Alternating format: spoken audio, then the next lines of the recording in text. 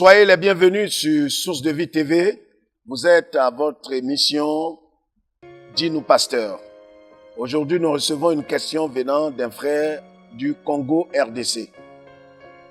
La question s'intitule « Comment reconnaître l'évangile de prospérité ?» Que Dieu vous bénisse. Vous savez qu'au cours de cette question, au cours de cette émission, nous répondons à vos préoccupations par la grâce de Dieu, à la mesure du possible.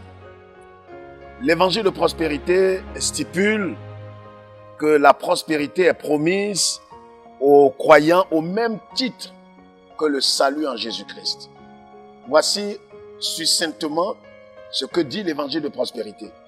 Ça veut dire que la prospérité matérielle, l'abondance, la richesse et toutes ces choses sont promises. Dieu a promis ces choses au même titre que le salut, ce qui n'est pas vrai. Ce qui n'est pas vrai. C'est ce qui fait de cet évangile un évangile erroné, un évangile qui ne vient pas de Dieu. Vous savez que les sociétés secrètes aujourd'hui que nous voyons, qui pullulent partout, ont leur évangile. Alors, d'où est sorti cet évangile? Et comment est-ce que des croyants, des serviteurs de Dieu, soi-disant, ont pu sortir cet évangile? C'est tiré de 3 Jean 2, qui dit je souhaite, bien-aimé, que tu prospères comme prospère l'état de ton âme. C'est de là qu'est parti cet évangile. Mais en lisant correctement et dans le contexte de ce passage, c'était une salutation qui était, à cette époque-là, qui était très populaire. Ce n'était pas un accent particulier qui était mis sur une prospérité particulière, une prospérité matérielle ou financière. Vous savez que l'évangile de prospérité enseigne aussi que la prospérité matérielle fait partie du salut. Et en dehors de la prospérité matérielle, vous avez aussi la santé que vous garantit le salut. Ce qui n'est pas totalement vrai. Qu'est-ce que nous enseigne l'évangile? La Bible dit, Dieu a tant aimé le monde qu'il a donné son Fils unique afin que quiconque croit en lui ne périsse point, mais qu'il ait la vie éternelle. Jean chapitre 3, le verset 16.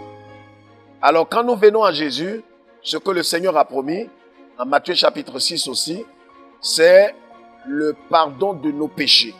C'est le salut. C'est la délivrance de nos péchés.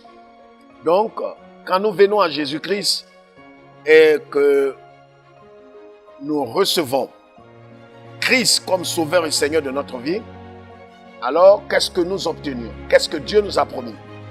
Dieu nous a promis le pardon de nos péchés et la vie éternelle. Voici aussi simple que cela puisse paraître l'évangile de Jésus-Christ. Quand vous repentez, vous recevez le pardon de vos péchés et la vie éternelle. Jésus n'a pas promis. Et quand vous-même lisez dans la Bible, aussi simple que ce soit, vous n'allez voir nullement où Jésus a rendu riche un homme qui est venu à lui. Au contraire, le Seigneur nous exhorte à être très prudent. L'argent n'a jamais été un problème, mais c'est sa gestion et la manière dont nous sommes ouverts et nous peut-être gérons ce matériel, c'est ce qui pose problème. Jésus nous encourage à travers toute l'Écriture, le Nouveau Testament surtout, et à travers les apôtres et les épîtres, à être très vigilants, à ne pas s'adonner, à ne pas être esclave ni cupide, mais au contraire à être solf, à se contenter du peu que nous avons. Donc voilà un peu succinctement ce que stipule l'évangile de prospérité. Comme je l'ai dit, cet évangile stipule que vous recevez la richesse et la santé au même titre que le salut. Alors si aujourd'hui quelqu'un est venu à Jésus et qui n'a pas la fortune, il n'a pas la richesse, alors les prospéritistes comme on les appelle, c'est-à-dire la théologie de l'évangile de prospérité, vous fait croire que vous n'avez pas Jésus et que vous n'êtes pas converti. Ce qui n'est pas vrai.